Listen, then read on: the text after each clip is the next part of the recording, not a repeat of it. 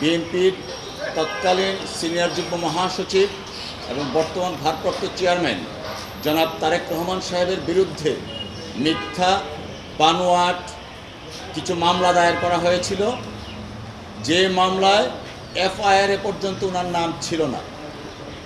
তারপরেও রাজনৈতিক উদ্দেশ্যে এবং জনাব তারেক রহমান সাহেবকে রাজনৈতিকভাবে হেয় প্রতিপন্ন করার জন্য এবং রাজনৈতিকভাবে বিএনপিকে বিতর্কিত করার জন্য প্রধান নেতাকে বিভিন্ন ধরনের মিথ্যা মামলার মামলায় দায়ের করা হয়েছিল। পরবর্তীতে সেই মামলাগুলো মহামান্য হাইকোর্ট ডিভিশন স্টে করার পরে এবং রুল ইস্যু করেন।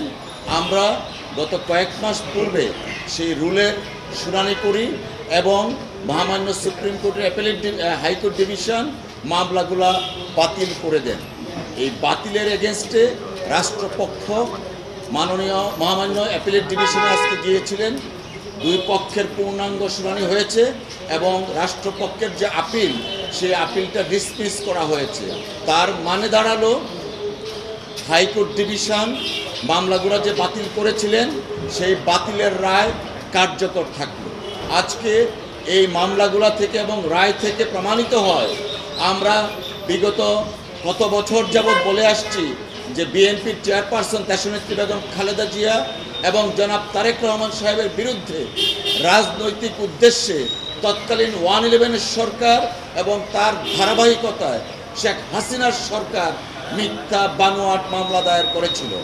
আজকে মহামান্য আদালতের, সর্বোচ্চ আদালতের রায়ের মাধ্যমে প্রমাণিত হলো সেই মামলাগুলো মিথ্যা বানোয়াট এবং মামলাগুলোর কোনো আইনগত ভিত্তি ছিল না, ইনগ্রিডিয়েন্টস ছিল না, যে কারণেই মামলাগুলো বাতিল করা হয়েছে। মামলা তারেক রহমান সাহেবের দেশে আসা না আসার সাথে সম্পৃক্ত না, কারণ জনাব তারেক রহমান সাহেব আমাদেরকে সিনিয়র অ্যাডভোকেট সহ আমাদেরকে সুস্পষ্টভাবে নির্দেশনা দিয়েছেন ওনার প্রত্যেকটা মামলায় যেন আইনগত প্রক্রিয়ায় মোকাবেলা করা হয়। অর্থাৎ তিনি দেশের প্রচলিত আইন, আদালতের প্রতি শ্রদ্ধাশীল, সংবিধানের প্রতি শ্রদ্ধাশীল।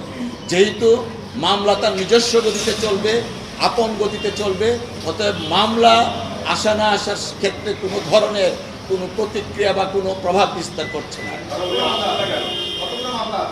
মামলা আপনারা জানেন 111 সরকারের প্রায় প্রত্যেকটা মামলায় বাতিল হয়ে গেছে। আর শেখ হাসিনা ওয়াজেদের সময় ওনার বিরুদ্ধে মানহানির মামলা দায়ের করা হয়েছিল 64টা ডিস্ট্রিক্টে। সেই মামলার প্রায় 36টা মামলা ইতিমধ্যে খারিজ হয়ে গেছে। এখন গোটা মিলিয়ে মানে ধরেন 18-19টার মতো মামলা আছে। বাংলাদেশের রাজনীতিতে উনি একজন অত্যন্ত গুরুত্বপূর্ণ ব্যক্তিত্ব। ওনার দেশে আসার বিষয়টা উনি প্রয়োজনীয় পদক্ষেপ যথাসময়ে নেবেন।